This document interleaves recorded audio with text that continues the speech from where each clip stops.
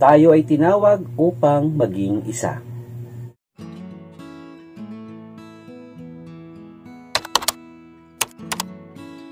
Ang mabuting balita ng Panginoon ayon kay San Mateo.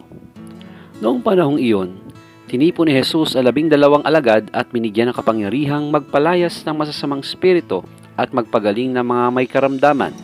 Ito ang pangalan ng 12 apostol: si Simon na tinatawag na Pedro at si Andres na kanyang kapatid, sina Santiago at Juan na mga anak ni Zebedeo, sina Felipe at Bartolome, si Tomas at si Mateo na publikano, si Santiago na anak ni Alfeo at si Tadeo, si Simong Makabayan at si Judas Iscariote, ang nagkanulo kay Jesus.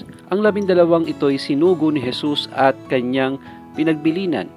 Huwag kayong pupunta sa lugar ng mga hintil o sa alinmang bayan ng mga Samaritano. Sa halip ay hanapin ninyo ang mga nawawalang tupa ng sambayanan ng Israel.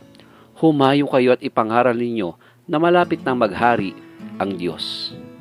Ang mabuting balita ng Panginoon.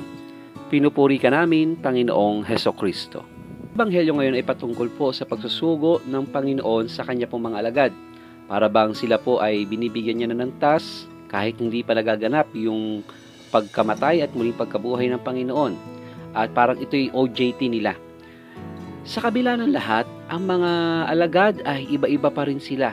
Iba-iba ng pinanggalingan, iba-iba rin ng mga perspektiba at opinyon, iba-iba rin ang kanilang unang layunin nung sila po ay nag-join sa pagiging alagad ng Panginoon.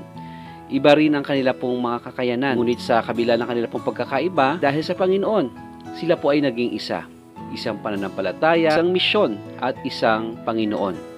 Huwag daw ang maging hadlang ang ating pong pagkakaiba para maabot natin ang isang magandang layunin, lalo na ang maipalaganap ang mabuting balita ng Panginoon. Nawa sa atin pong araw-araw na paghayo, sa araw-araw po natin paglalakbay, sa araw-araw natin pakikitungo sa maraming tao, tayo nawa ay makitaan bilang isang simbahan na sumasampalataya sa Panginoon. Nawa makita sa atin na tayo pong lahat ay iisa sa kabila ng pagkakaiba. Manalangin po tayo. Panginoon, patuloy niyo po kami pag-isahin sa puso at isip, lalo na sa layuning maipalaganap ang mabuting balita. Amen.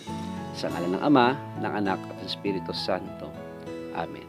Magandang araw po sa inyo pong lahat.